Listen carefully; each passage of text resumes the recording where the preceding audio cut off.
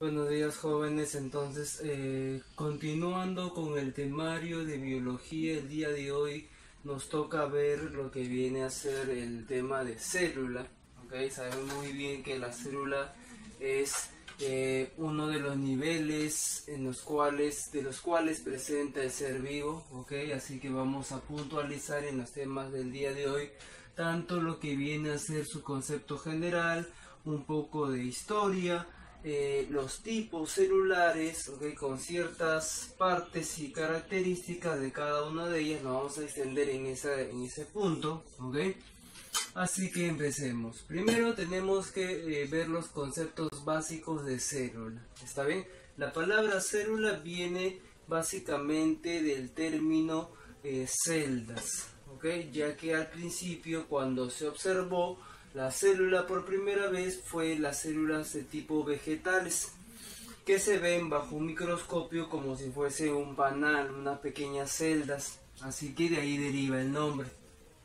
Ahora, hablando ya más técnicamente, la célula es la mínima unidad que compone todo ser vivo anatómicamente, es decir, estructuralmente, o fisiológicamente, es decir, en cuanto a sus funciones, genéticamente, es decir, que contiene la mínima partes de ADN, de genes que van a dar las características al ser vivo, y reproductiva, ya que es la mínima unidad que puede empezar a reproducirse, digamos, creando nueva progenie, pues, ¿no? En pocas palabras, es la mínima unidad de un ser vivo.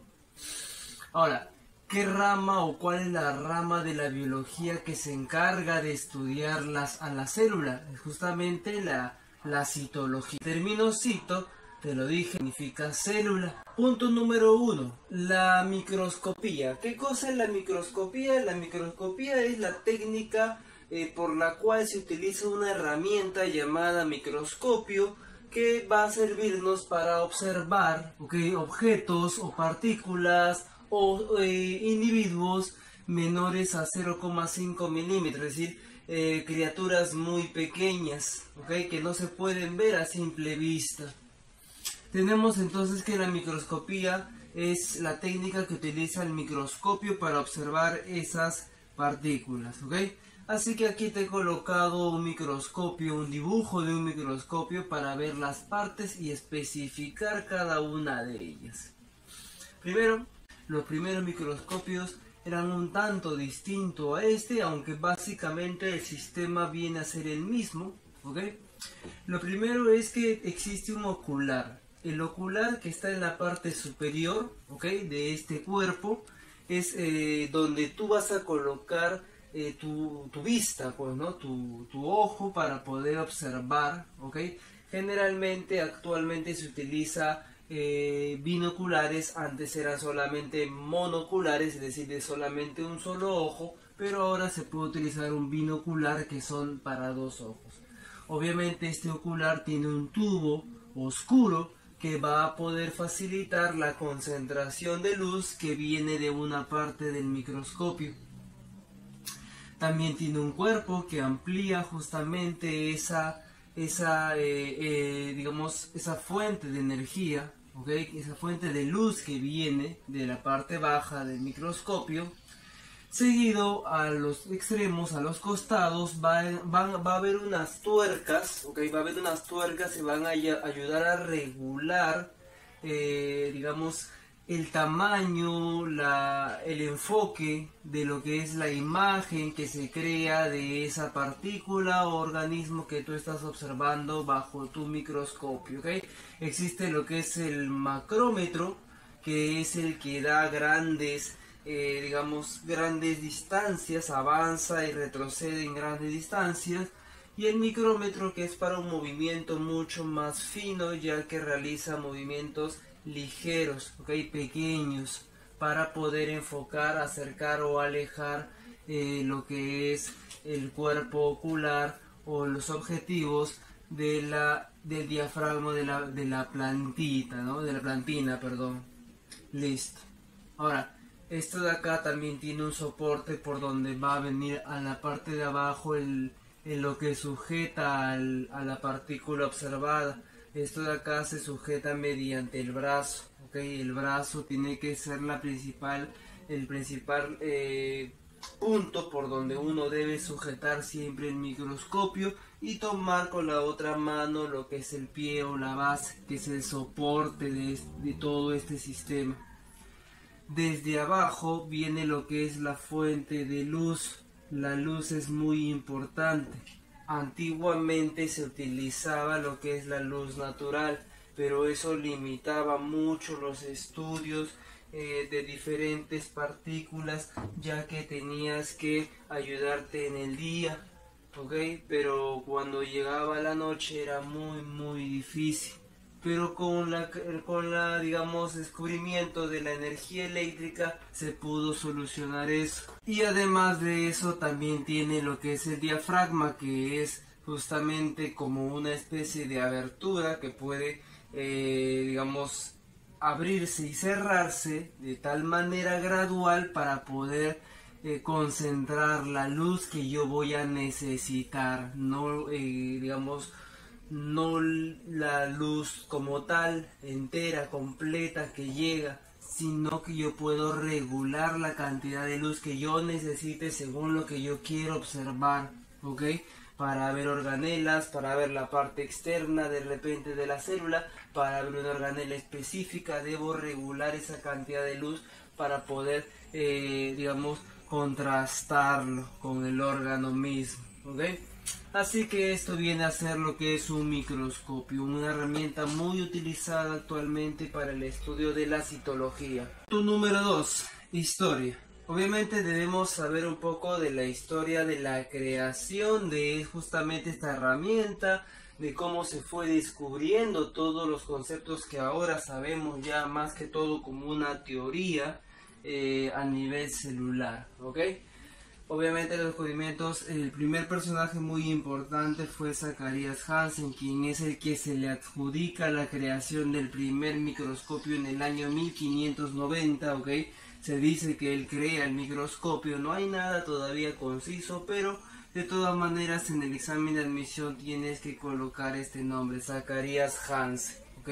Los hermanos Hansen en 1590, que fueron los primeros que crearon el microscopio en este tiempo monocular, que era un tanto distinto a este microscopio, con una lente muy pequeña y reducida, que solamente tenía una digamos una amplitud de imagen de unos cuantos X, ¿ok? Normalmente los microscopios tienen una amplitud de 4, 10, 100 o hasta 1000X. ¿Okay?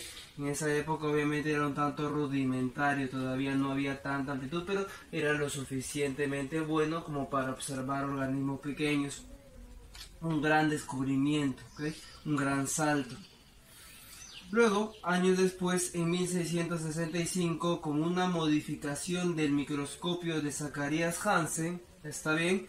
Robert Hooke, uno de los primeros personajes más importantes que hay a lo largo de la historia sobre el tema de célula, fue el primer ser humano, ¿ok? Que dio datos, ya que fue el primero en observar una célula. Nadie antes de él había observado una célula, quizás partículas inertes sí, pero no una célula.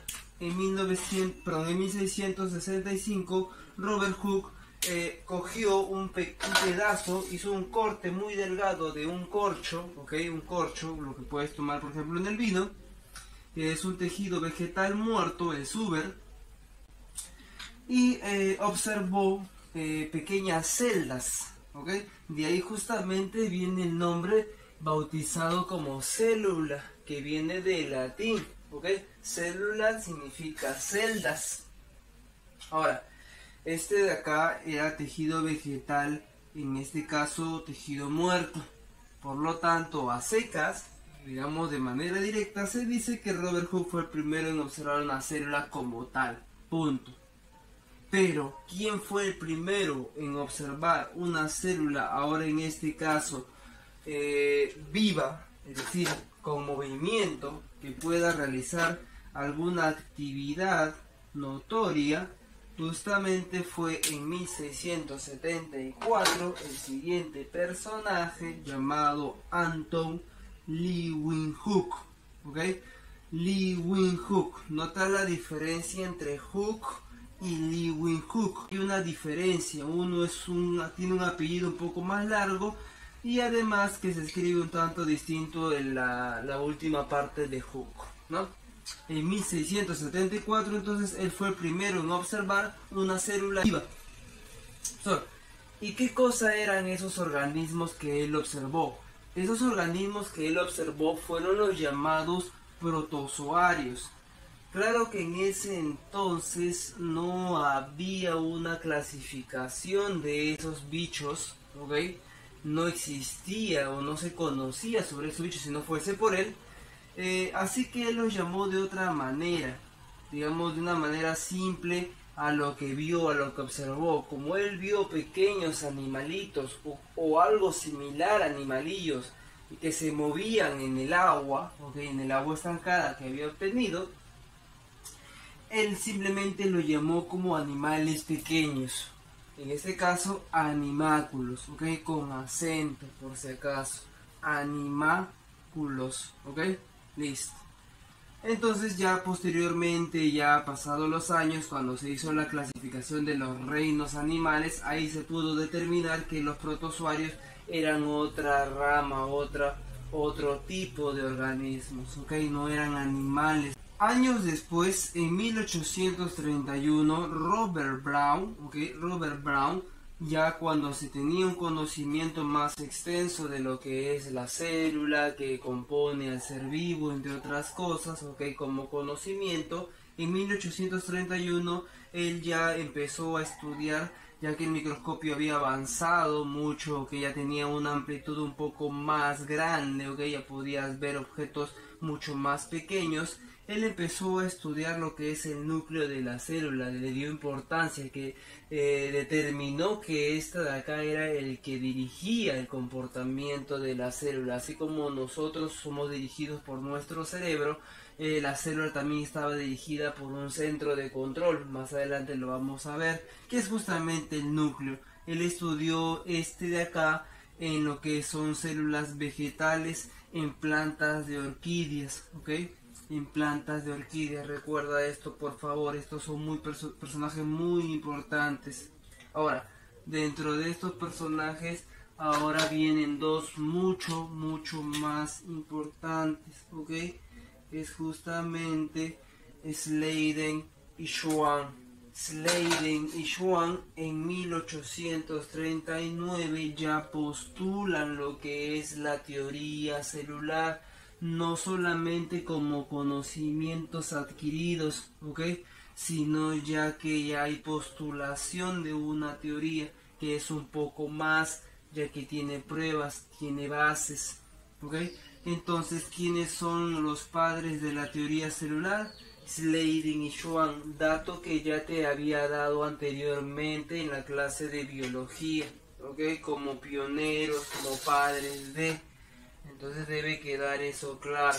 Entonces, vamos. Siguiente. Rudolf Virchow en 1859, una vez que Sladen y Schwann ya habían postulado su teoría celular, lo que hizo Virchow fue complementar esta misma, la teoría celular, con un postulado más. La teoría celular lo que me dice es lo siguiente: la célula es la unidad básica de todo lo que ya te había dicho, anatómica, fisiológica, genética y reproductiva del ser vivo. Además de eso, todo ser vivo debe estar compuesta como mínimo por una célula. Es decir, que basta con que haya una célula, digamos, activa o metabólicamente activa, para que se pueda considerar a este como un ser vivo. En este caso podría ser el ejemplo de las bacterias, ¿ok? Las bacterias, muchas de ellas, ¿ok? Por no decir todas, viven solas, individuales, son una célula autónoma independiente, por lo tanto se considera como un ser vivo. Y Virchow lo que hizo fue complementar, con el siguiente postulado. Toda célula debe provenir de lo que es una célula anterior, es decir, que una célula no va a proceder o no va a aparecer de la nada. Ya para esa época se estaba rompiendo el dogma de Aristóteles, que decía que los seres vivos podrían aparecer de la nada.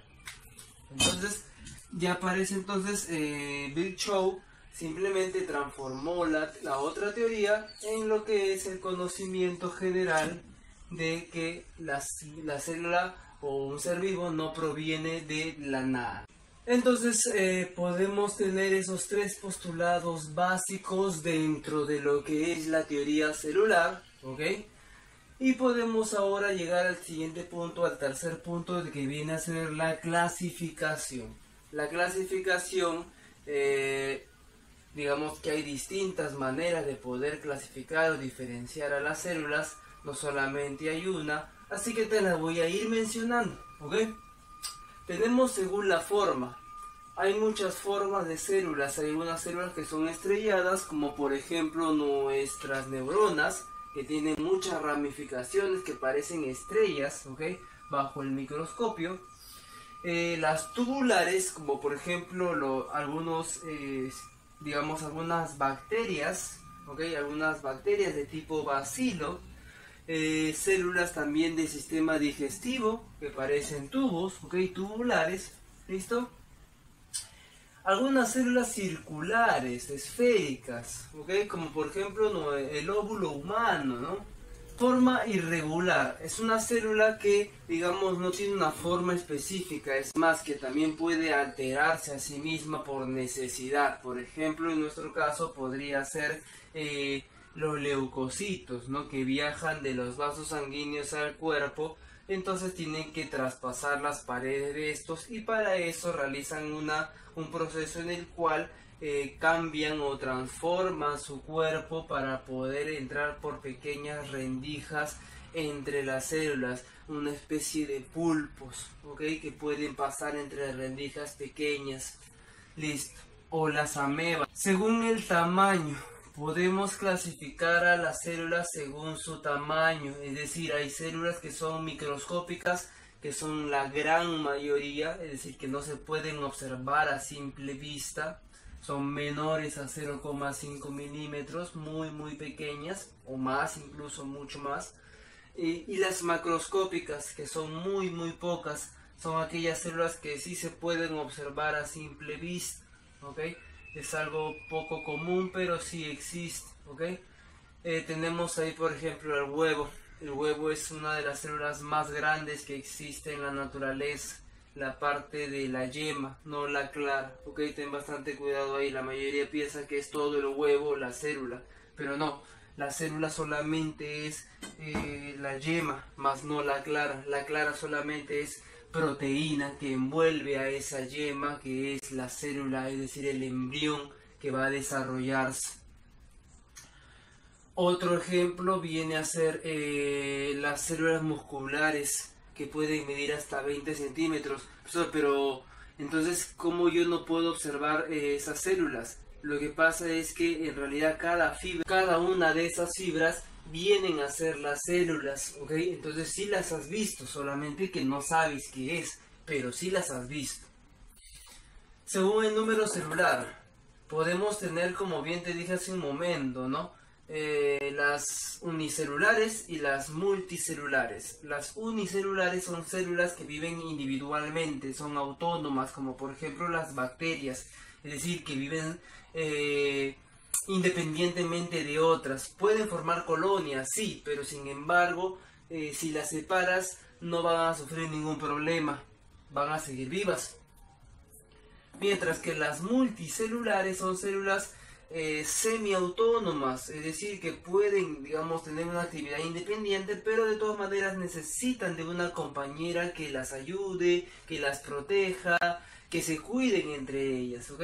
Como por ejemplo organismos como nosotros, los seres humanos, que dependemos de toda nuestra integridad. Si tenemos una lesión o una herida, muchas células mueren, pero las células que están al costado, que están cerca, o incluso las que están lejos, se dan cuenta del problema y van en su ayuda para poder reparar, porque saben muy bien que sin ellas todo el organismo se ve afectado, ¿ok?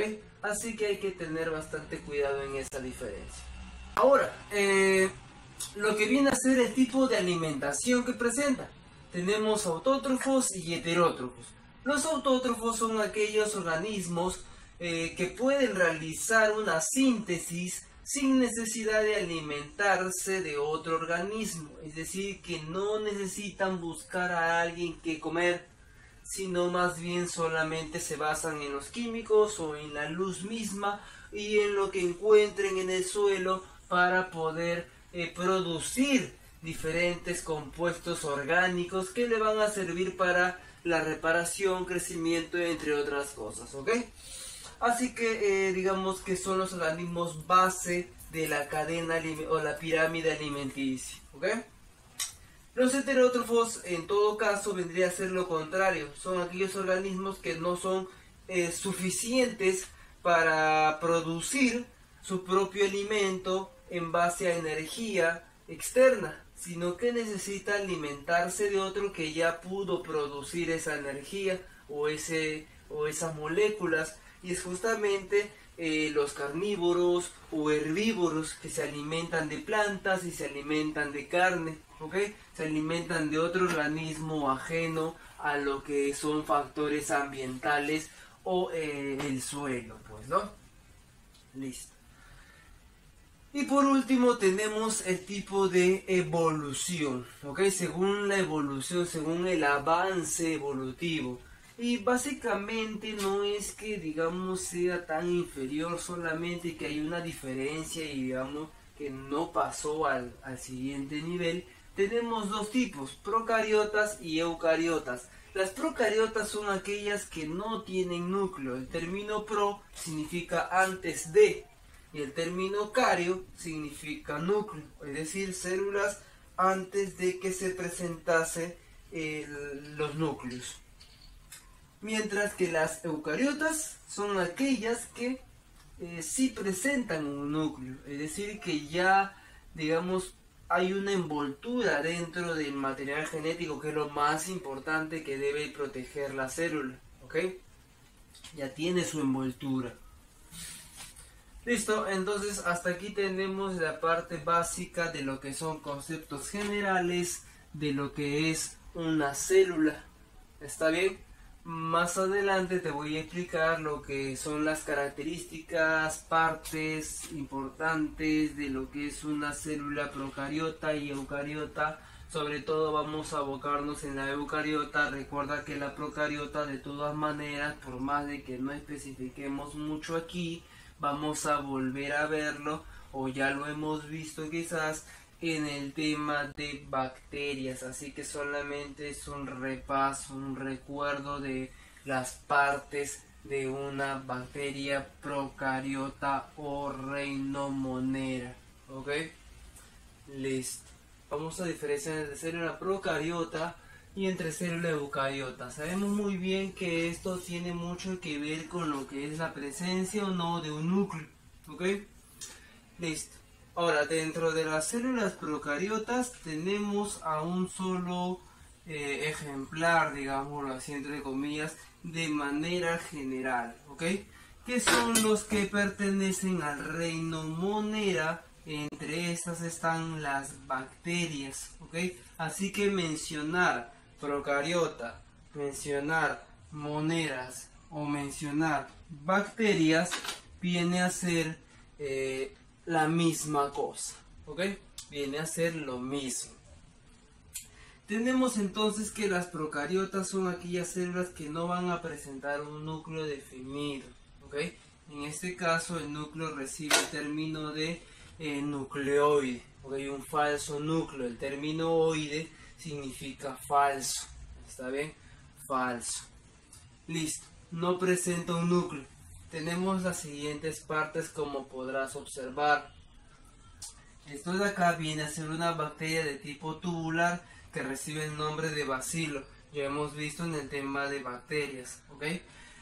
Obviamente este es un prototipo básico del cual presenta todas las características posibles en una bacteria, pero no significa que sea real, que sea existente, ya que es un dibujo ideal, ¿ok? Una bacteria que pueda tener todas las partes, pero en la naturaleza no existe tal, ¿ok? Tenemos entonces lo primero y lo más importante dentro de toda célula, sea pro o eucariota, que es su material genético, el ADN de tipo circular, ¿ok? Es un ADN de tipo circular donde guarda todos sus genes, donde guarda toda su información, su síntesis proteica. La información que guarda una bacteria obviamente no va a ser comparada con una información que guarda una eucariota, ya que la cantidad de información es muy distinta, mucho menor a la de los eucariotas. Además de eso, no presentan un super enrollamiento como lo presenta el ADN eucariota. Está abierto, está desnudo, se dice, ¿ok? Se llama así correctamente.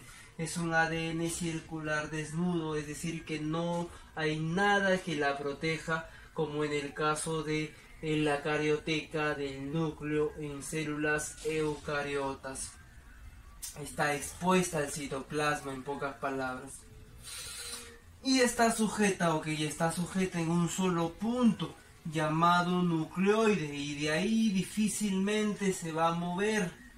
Tiene que estar sujeta a algo, a lo que es una parte o una extensión de la membrana celular que contiene, que se llama mesosoma de tabique, que es una especie de invaginación, es decir, una arruga hacia adentro de la membrana normal. La membrana no es lisa como tal, sino que presenta arrugas.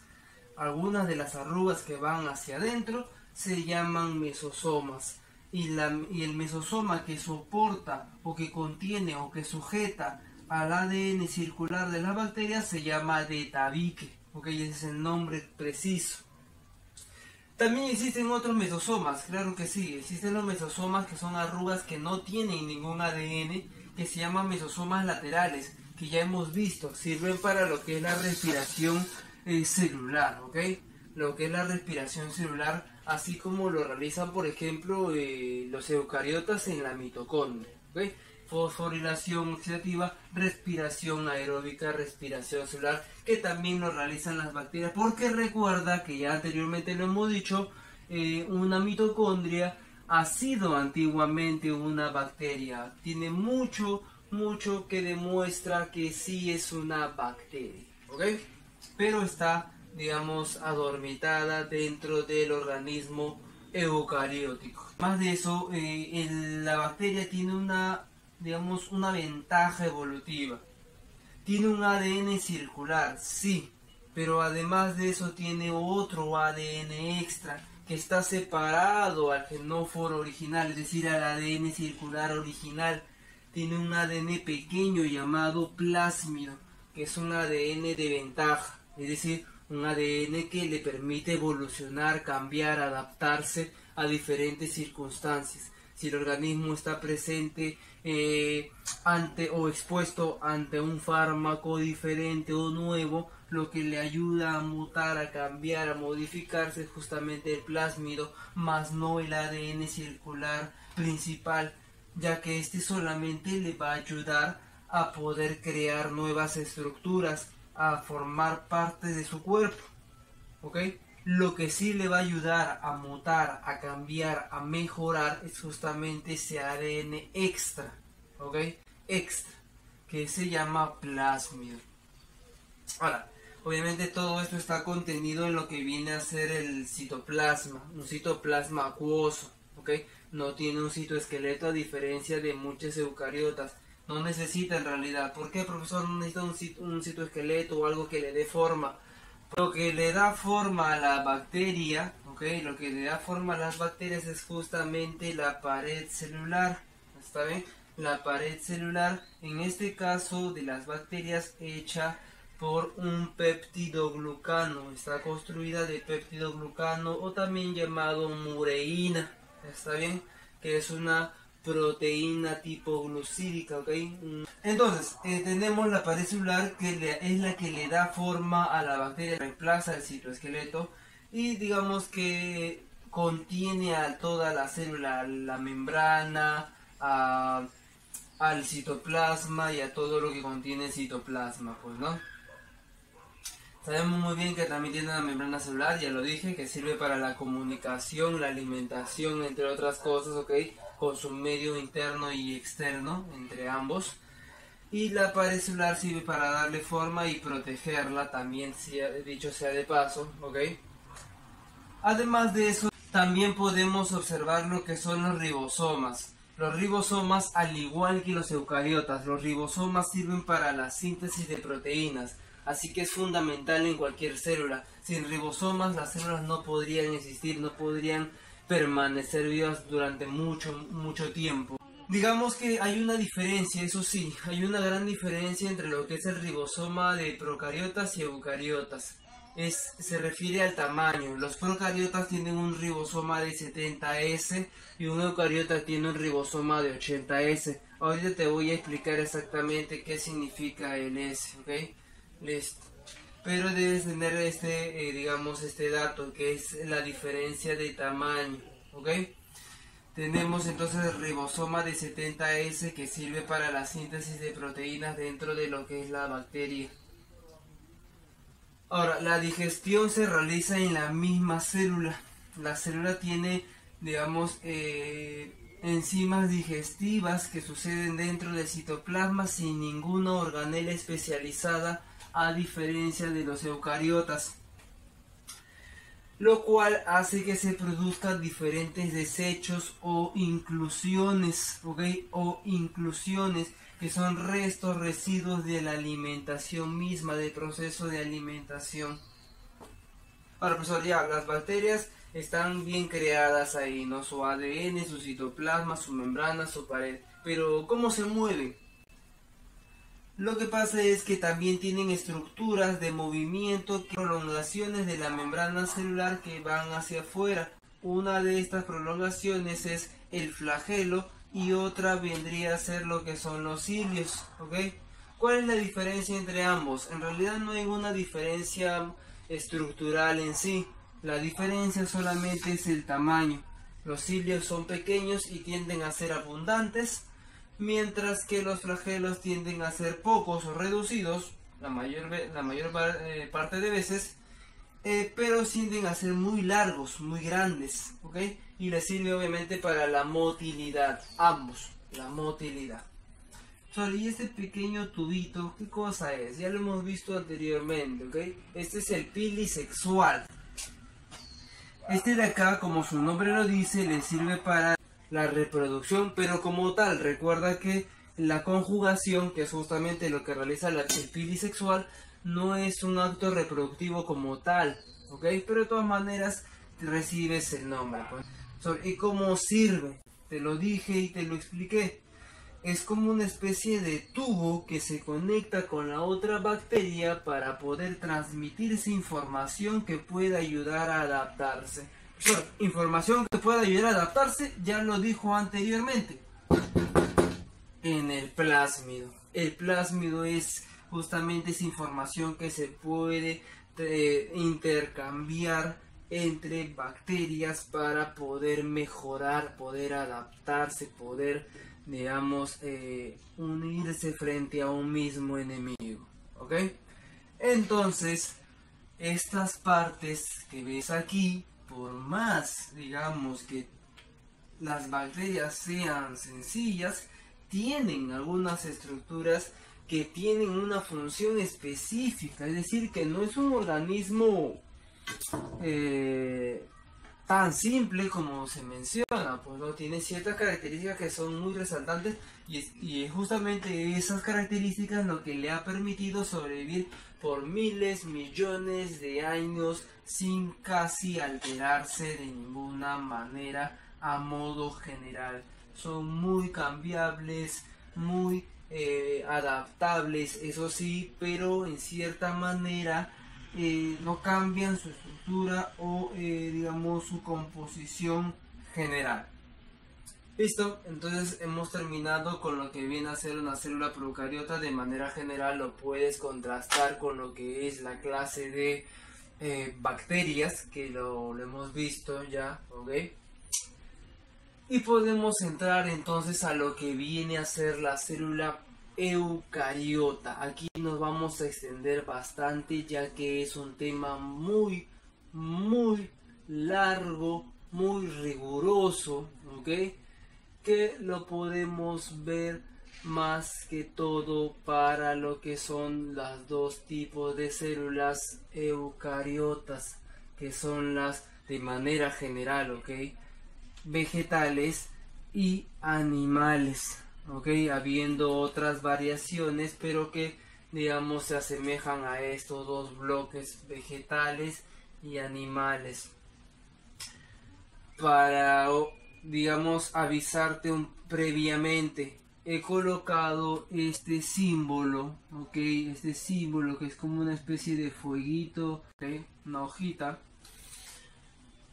algunas partículas o algunas estructuras que presenta solamente o exclusivamente el reino vegetal. Mientras que he colocado estos puntos negros que puedes observar ahí, ok, solamente para estructuras que son netamente encontradas en el reino animal o similares. Eso significa que el casquete polar, por ejemplo, no va a encontrarse nunca en una célula animal, mientras que el centrosoma no se va a encontrar en una célula vegetal, de tipo vegetal, ¿ok? Listo, solamente haciendo esa acotación creo que podemos avanzar con lo que viene a ser células eucariotas.